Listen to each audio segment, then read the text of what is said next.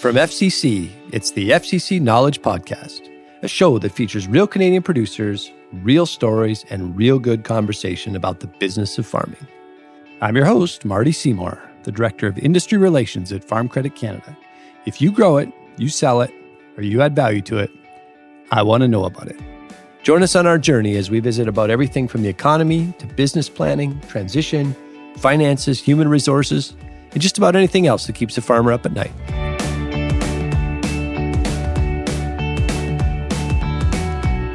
If you had to give yourself advice, if you said, knowing what I know today, if I was to tell my 20-year-old self something, what would you tell yourself? I would say, I know exactly what I tell myself. I would say, don't buy that 1987 Camaro Z28. Go buy a combine.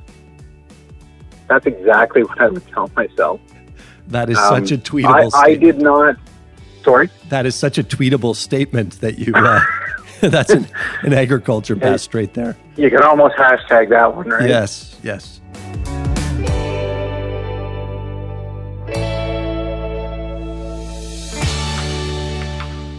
Todd Payne, co-owner of Asphodel Sheep Company, grew up on a small cow-calf farm in Norwood, Ontario. He'd always wanted to farm, but early in his career, he realized that his job in town offered reliable income compared to the size of what his family operation could offer. Like many, he and his wife Jennifer decided to focus on their careers. In 2010, Todd and Jennifer purchased the Payne family farm. Fast forward 10 years and 3 kids later, they recently purchased Shepherd's Choice. In this episode, we'll learn more about the Payne's business and their path to success, the opportunities they seized, and the calculated risks they've taken.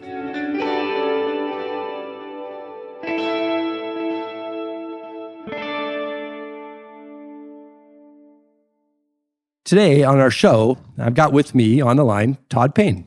Hi, Marty. Well, all right, Todd. So I start off all these podcasts. I got a couple things I want to know. I want to know where you are right this minute and the price of land. Where I am right this minute is sitting in our bedroom because that's where my phone charger is. And the price of land around here, good arable cropland, is about $3,000 to $3,500 an acre. Okay, so now where is here? You're from Ontario. Help our listeners. We got people on the line that would be from all across Canada. So paint us a picture where home is. Yeah, so we're Middle East Ontario. We're just a stone's throw off Highway 7, which is actually the Trans-Canada Highway. And if you were to look at a map kind of high level, we're about halfway between Toronto and Ottawa. Pretty rolling land around here. Norwood is a small community, about 1,300 to 1,400 people.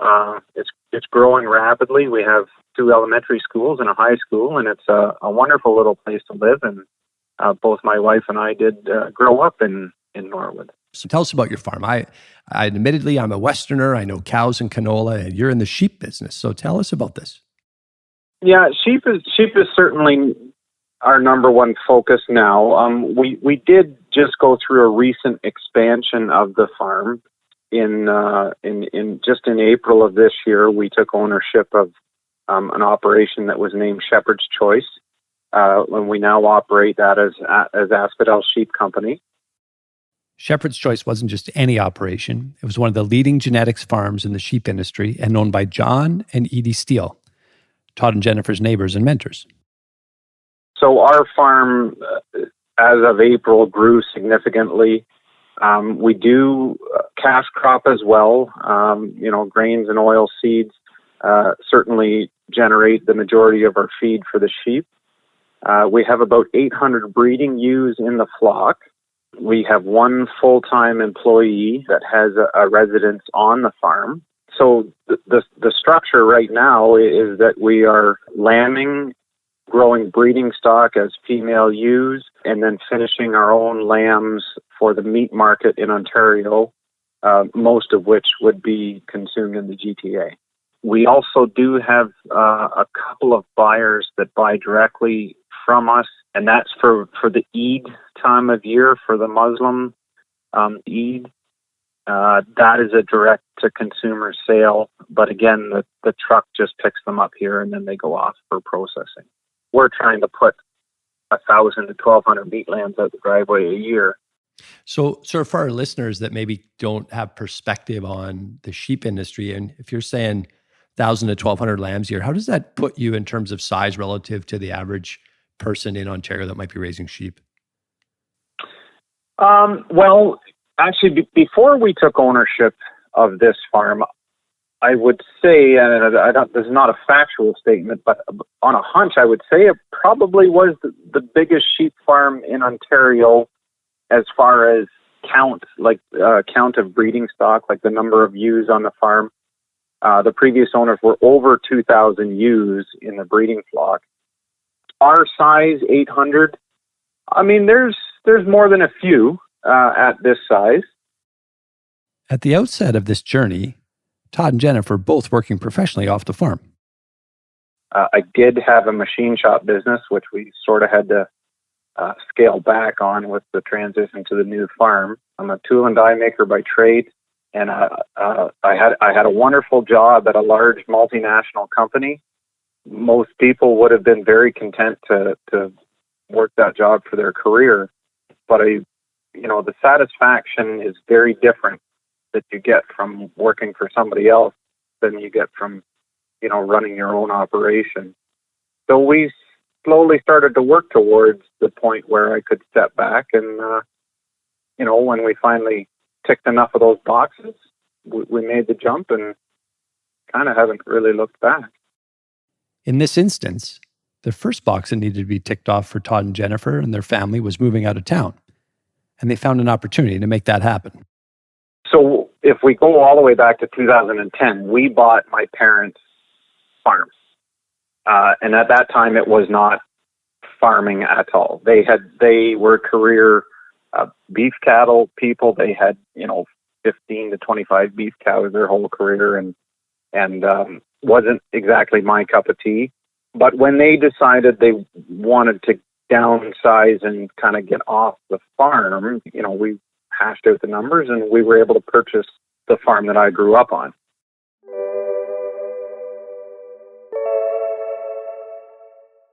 We just telephone farmed some crop for a couple of years. And then in 2012 was a very dry, quite a dry year here. We had, not a huge amount, but 40 to 50 acres of grain corn in.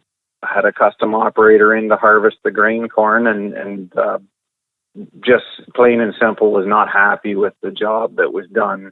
Corn was $300 a ton at the elevator and we're picking cobs out of the field. So, that was not acceptable.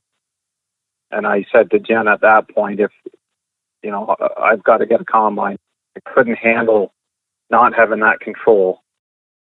Now, the Paynes didn't go crazy here. They bought a combine for $14,000. Of course, there were plenty that were newer, nicer, prettier, that would have worked just fine, and they would have loved to buy them.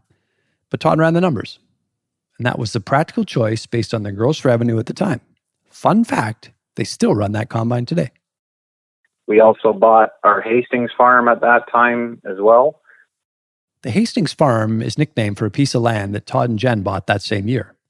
83 acres of land that came up on a sale nearby. There's no buildings on the land, so it was priced fairly affordable. But Todd and Jen inquired and learned that there was a chance that Rogers Telecommunications was going to build a cell tower on it. They tried to learn as much as they could. So we did take a calculated risk there. Again, looking at opportunity. That farm had a site plan done from one of the large telecommunication companies that it was site planned for a cell tower. We knew what that would generate each year in revenue, but it wasn't a sure thing. It wasn't for sure that it was going to go ahead. We paid a little bit more for that farm than we should have. The Paynes actually ended up paying full asking price for the land. Todd guessed it was probably 20% more than they should have paid, but the information they had, he felt it was a risk worth taking. We didn't own the farm a year, and the tower was up, and basically the farm was paid for. Not instantly, but the tower was generating enough revenue to pay the mortgage on the farm. Yeah, it's kind of where I grew up. That's like someone finding a gravel pit underneath your land, right by the RM road that needs to get built in the next couple of years. So, it makes total sense. It just accelerated the plan, right? Because if we had to, generate the revenue to pay for the farm, we could do it, and we were willing to do it. That's why, it's not like if the cell tower didn't go ahead, we were going to lose the joint. it was just, man, if this does go ahead, this is going to be sweet. So in 2013, the wheels were really turning. Things were happening. The Paynes were for real. So 2013, 2014, 2015, we were cash cropping, small square baled hay, you name it, kind of whatever we could do. The custom work started flowing in for round baling, combining. The machine shop business as well started growing. And all of this while holding down an off-farm job. So those were pretty busy times. So when I think about that, I mean, clearly at some point you had to sit down and come up with a bit of a plan or a recipe. So would you say that in those early years, as you were working in town, you got things hustling at the farm, making hay here, that was kind of just responding to whatever stimulus came, opportunity, bang, fill it? Or was all of that very deliberate on a path to somewhere? In the early going, and even to this day, with me, it's always about opportunity. Like you always got to be looking for an opportunity to, strengthen your business or a new market or whatever. And these things back then, it was just simply all about gross income. Growing a business, especially in agriculture, it takes so much money. It takes so much of that capital investment. We all know you'd be very hard challenged to turn a true profit in the early years. I would hazard a guess to say that maybe some people never turn a profit. I don't believe my parents ever did. Not that there's anything wrong with that. They hobby farmed and that was their gig and that was fine. But for us in the early years, it was all about the opportunity, and I wanted to see that gross income climbing north every year. That was the strategic goal. I would walk out the back door and look at that tank barn, and it just drove me nuts because there was opportunity sitting there. It was just how do we harness it without cows, right? So at what point did you feel you had to start to plan versus just the next door opens, I'm running through it? Was there a tipping point for you in this journey? Yeah, there was. And when we really started the plan was when Jen and I sat down and I said, gosh, these 18-hour days are getting a little bit crazy here. We need to make a plan. If we're going to stay in the farm business, we need to make a plan that I can focus on it more. That was somewhat driven by, again, opportunity at my previous employment. I was presented with a contract for a salaried position, so a big step forward in that company, and that really got me. We were sitting at a delta or a crossroads, whatever you want to call it, right there. Up next, Todd and Jen make a big decision about their future. Does Todd take the job offer? Don't forget, for more great conversations like this, be sure to subscribe to the FCC Knowledge Podcast and never miss an episode. We release a new conversation each month and are excited to share more stories from the people who make Canadian agriculture better. The Paynes were actually featured in a recent edition of FCC's AgriSuccess magazine. AgriSuccess is a publication dedicated to helping farmers advance their farm management practices through practical advice and real-life examples. You can subscribe to AgriSuccess to learn more about their unique farm transition with their neighbors and to receive 4 complimentary issues per year.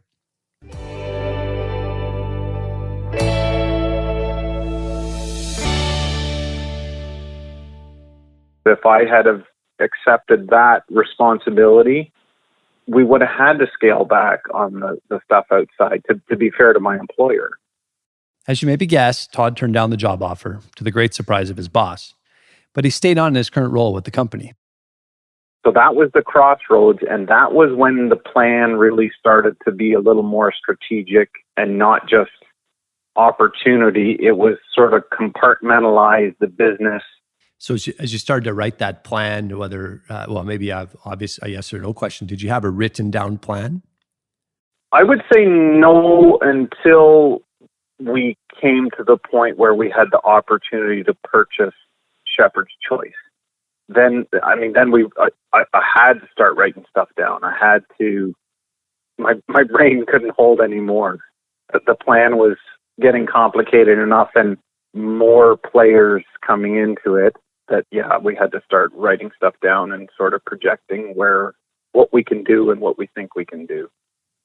So now you're starting to write stuff down because you basically got a critical mass where there's more to lose, there's more moving parts. We got to start to write this stuff down. And did you chase the business elements that you loved in terms of, was it the emotion that I enjoyed sheep, that's what we're going to do, versus something else? Or did you chase the net revenue, or in your terms, you use gross revenue? Did you chase the revenue line or the passion line? Profit, totally. It's not that I enjoy all of it.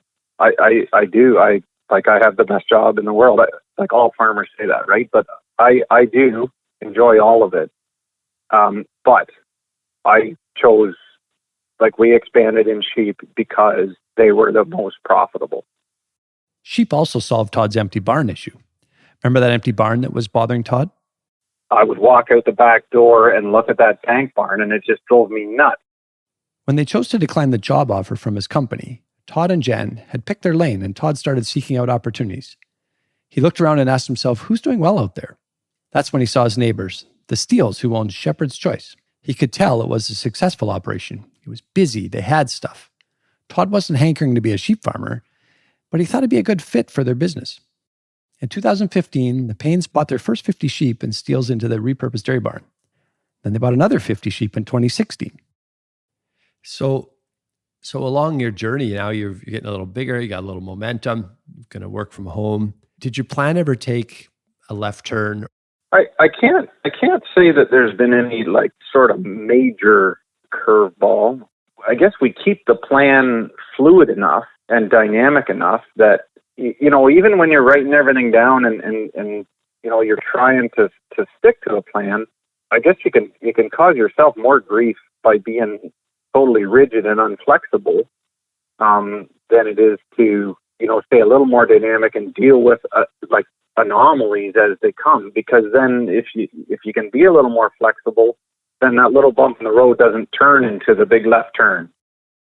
For Todd and Jen, sheep had to prove themselves. Todd continued to work off farm until their third child was born, and then he took an unpaid parental leave. This was the family's low-risk kick at the can to see how the sheep were going to work out. It was their chance to function with just farm income and Jen's income for a while with the safety net of a job that Todd could go back to. I guess I am interested in the entrepreneur's journey as well. And it's not always an easy road. And so if you think about those early days as you were trying to scale up, outside of being so busy or 18-hour days, what do you think was the hard part? So, this is just a small town, right? And I got to think it's not a lot different than a lot of small towns in Canada. And it annoys me that I kind of worry about or think about what other people what their perception may be of what we're doing. And, I see the coffee shop guys drive by slowly to see, what's he doing today, kind of thing. And I guess the hard thing for me is to try to close that out and know that, I know we're doing it right, and I know we're doing it right for us.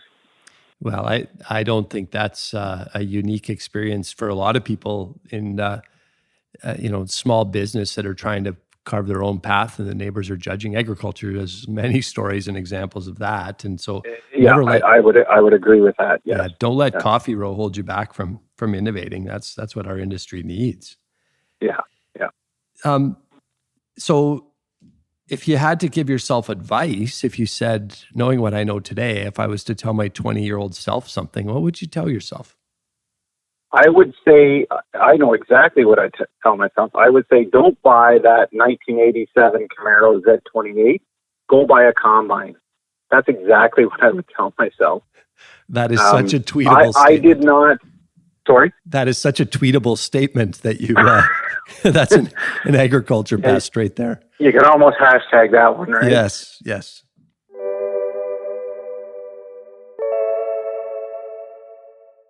Todd did eventually retire from his off-farm gig and went full-time farming about 3 years ago, shortly after returning from his unpaid leave. if you fast forward your family model and the kids say, hey, we're going to continue on with our careers and not farm. Mm-hmm. Do you and your wife have that emotional attachment to that first quarter, that home farm that you have from your parents? I can answer that very quickly. We sold my parents' farm to buy our new farm because it was bigger, significantly better set up for the sheep business. It's on a quieter road. It was a nicer house. It was everything better.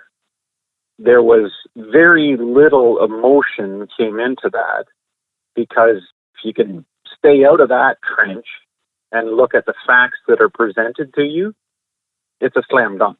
I don't see why bricks and mortar become an emotional attachment. Oh, that's a great point, and it's a good philosophy to look at this. Look at your business like a business, and drive your strategy around that centralized theme around your core values. And so, bravo to you for sticking to that. And so, maybe as we wrap up sort of this entire interview here, what's next for you and Jen and the kids? Like, where's the future? What's it look like? Really, we're going to spend the next 3 years sort of making this farm work the way we want it to work. This is a very good setup. There is to chase the opportunity of these Eid market lambs. Eid is not a specific date each year. It continues to move 10 days earlier every calendar year. So we had lambs out the driveway this year on July 30th. Next year, they'll go out the driveway on July 20th. This farm for several years now has been a spring lambing farm, once a year, annual lambing. Not totally our cup of tea. So we do sort of tend to do that barn lambing where we're tracking everything, but we got to keep moving it earlier if we want to catch the opportunity of this Eid market. So we're modifying and building some infrastructure that we can bring that lambing into a colder season. That is certainly very high on the strategic plan right now. Beyond that, I mean, make more money than you spend, right? Yeah, no, that's great advice. That reminds me of a great line my dad gave to me once about make more money than you spend. His point to me was you actually don't need to make more money. You should stop spending so much, was his advice to me. Yeah, well, my dad still can't really quite get his head around what we're doing and what we've done. I would say though, don't miss out on opportunity because you think you can't bankroll it. If that is genuine opportunity, you need to talk to somebody and make that happen. But don't spend less and miss opportunity. And the specific example I'll use is if we just continued here on a once a year lambing that started in April, next year we might have 120 lambs go out the driveway for Eid. The year after that might be 50. Year after that, nothing. So don't miss opportunity because you're not willing to. I'm not going to use the term spend. I'm going to use the term invest. That's really good advice. And so how do I de-risk that investment? Is there things you've learned along the way that can do that? Because clearly every decision has its pros and cons. Ooh, that's a big one. Farming is all about risk management. It doesn't matter what maybe business in general is. I'm not sure I can spit an answer out for you kind of on the spot right here about how to de-risk it. So if I could paraphrase what you're living is you're doing your homework. It sounds to me like when you're making these decisions and you're investing in the ethnic market for lamb sales, is you're thinking ahead 3 years of when's the holiday date. You're doing your homework on land, some of the deals in the area. Like this doing your homework up front is a great way to de-risk. And I think a lot of us just don't think in that simplistic term. We tend to think there's some magic formula or some phone call we make that makes that go away. And I just think, Todd, I think you're living it through your behaviors this way. Yeah, I guess you're possibly right. There's certainly risk in everything we do. There was risk with buying the farm and quitting my job and everything. But there's risk when you swing your legs out of bed in the morning too, I guess. So, Todd, I want to thank you for joining us today. I think you've got some great principles in terms of forward thinking and thinking out 3 years and try to build your plan around that and then staying fluid to that plan. That sometimes writing our strategy, our vision down on a book doesn't always play out that way. So I think you have lots to be proud of. And so thanks for joining us today on the FCC Knowledge Podcast. Well, thanks, Marty. It was fun. Appreciate it. Any other closing thoughts, Todd? No, not really. I got to tell you, I feel weird people asking me to give people advice because I still feel like I'm too young or too inexperienced to give advice out there. And when I can step out and look at what we've done at a high level, I do see that we've probably tracked pretty quickly into this and done not so bad of a job. But I feel weird giving advice. Yeah, well, I know how you feel on that. I think that speaks to your humility. But I think, imagine yourself listening to someone else doing this, offering up some content and ideas. I think the farm community is thirsty for that. And so you might use the word advice or just simply sharing your experience. Yeah. Those are interchangeable to me. And so I'm giving you permission today that you're allowed to call this advice and go to the coffee shop tomorrow and say, you've just pounded out a whole bunch of really good advice on a podcast. Well, shockingly enough, I don't go to the coffee shop. I make my own coffee. Well, if you want to get ahead of the rumors around town, you got to participate in them. That's the one core value. Well, there you go. Hey, I guess there's where I'm dropping the ball right there. The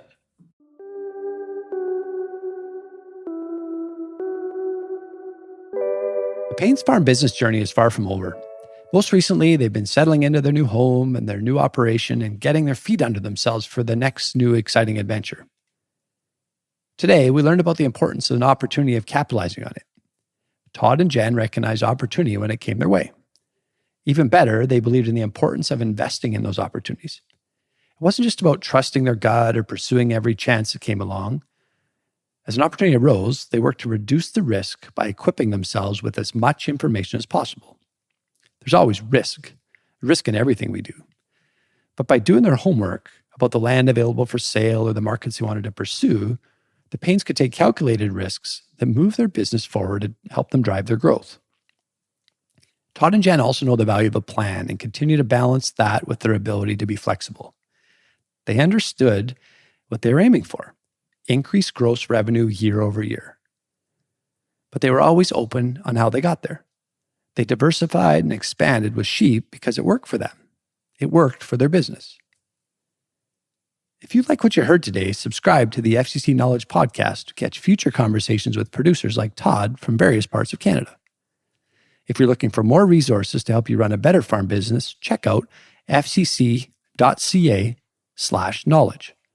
There's an entire section on strategy and planning and various resources on starting and expanding a business. Check out the FCC Knowledge Podcast episode coming your way.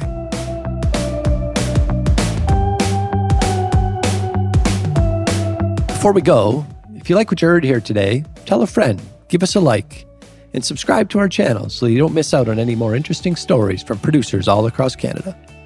Join us as we continue to highlight the real experience of farm business entrepreneurs and the lessons we can learn and apply to our own lives and operations.